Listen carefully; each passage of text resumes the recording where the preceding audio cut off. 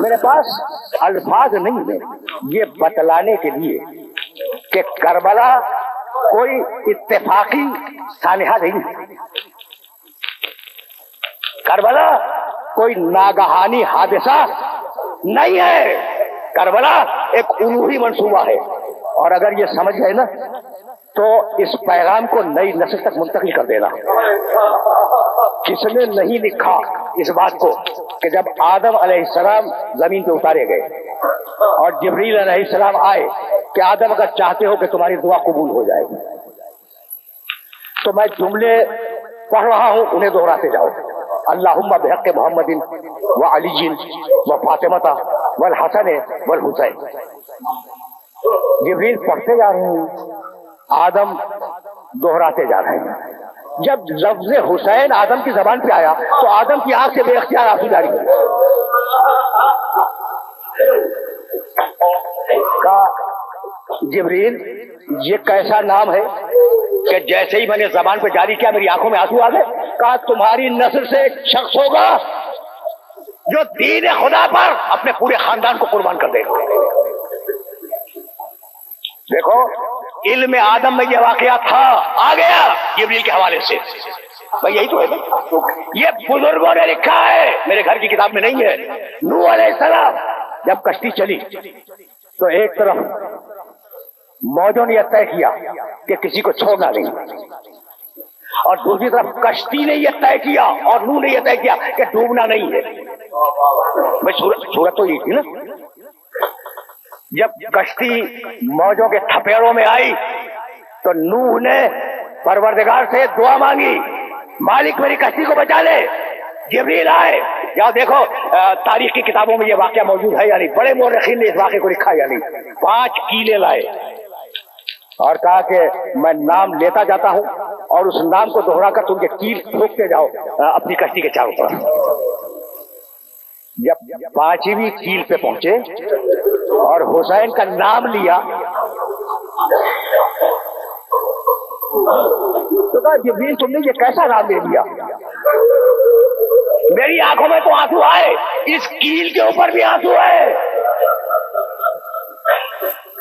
دیکھو انبیاء کے علم میں یہ واقعہ آتا جا رہا ہے، یہی تو میرا مشن ہے آج کی حد تک کہ تمہیں بتلاؤں کہ کربلا اتفاقی حادثہ نہیں، کوئی سانحہ نہیں ہے جو اچانک ہو گیا ہو، ایک الوہی منصوبہ ہے۔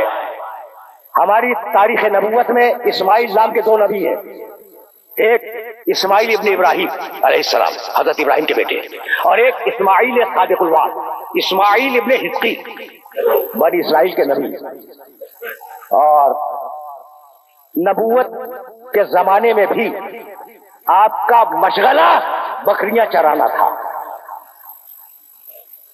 یہ مبعوث ہوئے عراق کی سرزمین پر، یہ عجیب و غریب واقعات ہیں جنہیں تاریخ نے محفوظ رکھا ہے۔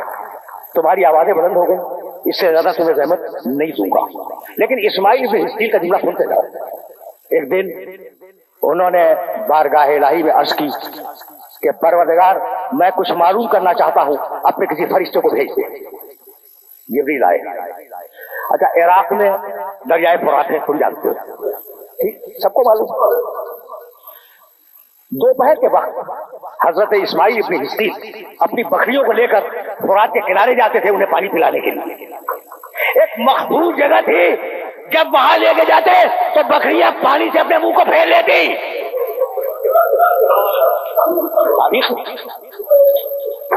مالک میں چاہتا ہوں کچھ پوچھوں، اپنے کسی فرشتے کو بھیجے۔ جبریل آئے، کہا اسماعیل پوچھنا کیا ہے؟ کہا یہ مقام کیا ہے؟ کہیں بھی لے جاؤ، کسی بھی گھاٹ پہ لے جاؤ، میری بکریاں پانی پی لیتی ہیں، لیکن یہ وہ جگہ ہے کہ جب میں بکریوں کو کھینچ کے لاتا ہوں تو منہ پھیر لیتی ہے۔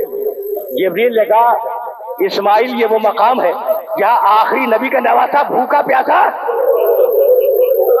تم نے دیکھا یہ اتفاقی واقعہ نہیں ہے، کربلا ہے نا ایک الوہی منصوبہ۔ علی صفین سے پلٹ رہے ہیں اور کربلا کے میدان سے گزر ہوا، بیٹھ گئے، ای واللہ کہہ کر گریہ کیا اور کہا میرے حسین کو تو بلاؤ۔ حسین شریف سے چلیے صفین میں، بہت بڑا لشکر لے کے گئے تھے علی۔ جب حسین قریب آئے تو 3 مرتبہ کہا صبرن یا ابا عبداللہ، میرے بیٹے صبر کرنا، یہی وہ مقام ہے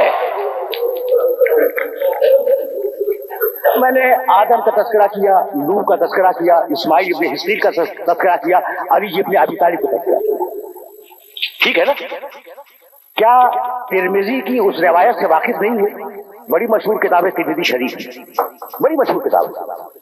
حضرت ام سلمہ رضی اللہ تعالی عنہ ام المومنین وہ بیان فرماتی ہیں کہ ایک دن پیغمبر اکرم میرے حجرے میں آئے اور کہا ام سلمہ میں آرام کرنا چاہتا ہوں، دروازہ بند کر دو، دروازے کے باہر بیٹھ جاؤ اور کسی کو اندر آنے کی اجازت نہ دینا.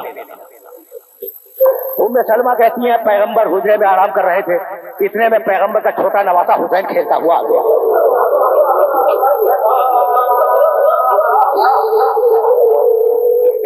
بچے نے اندر جانا چاہا، ام سلمہ نے کہا کہ بیٹے مت جاؤ، پیغمبر نے منع کیا ہے کہ کوئی اندر داخل نہ ہو.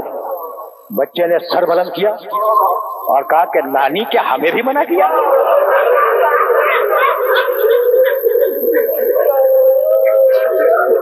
ہاں بیٹے سب کو منع کیا ہے، سب کو، کہ کوئی اندر نہ آئے. بچہ چھوٹا بچہ ہے نا، سر کو جھکا کر ملول واپس چلا. ادھر سے پیغمبر نے آواز دی ام سلمہ تم نے میرے حسین کو بھی واپس کیا.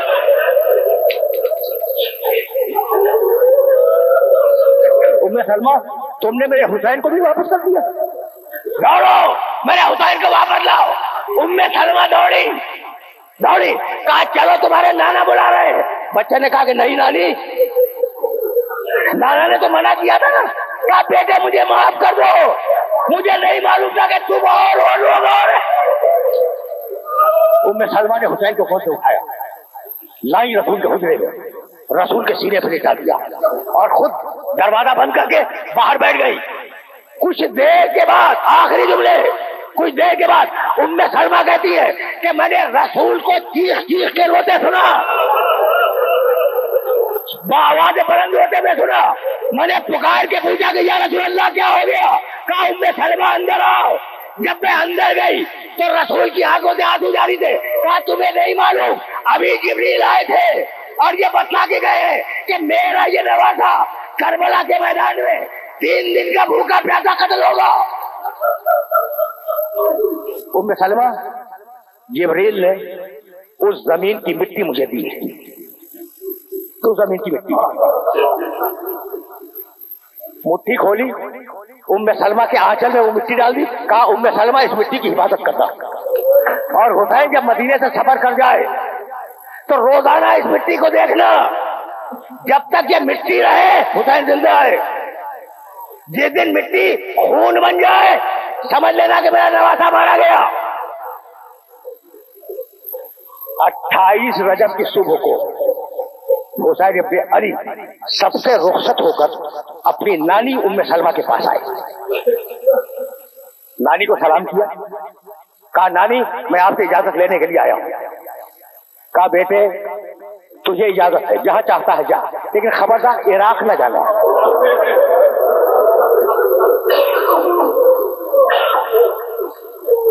خبردار عراق نہ جانا، اس لیے کہ تیرے نانا بتلا گئے ہیں کہ تیری شہادت سرزمین عراق پہ.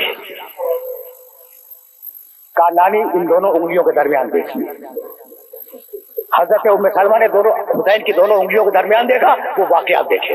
پھر حسین نے ہاتھ بڑھا کر ایک مٹھی خاک اٹھائی اور کہا میرے نانا کی مٹی کے ساتھ اسے رکھ لیجیے. بس میرے دوستوں میرے عزیزوں،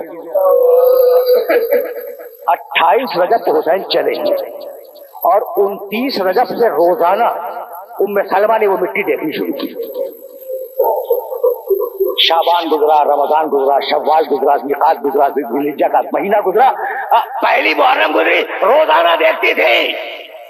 عاشور کے دن عصر کے بعد ام سلمہ سو رہی تھی کہ خواب میں رسول اللہ آئے، سر پہ مٹی تھی، آستینیں چلی ہوئی تھی.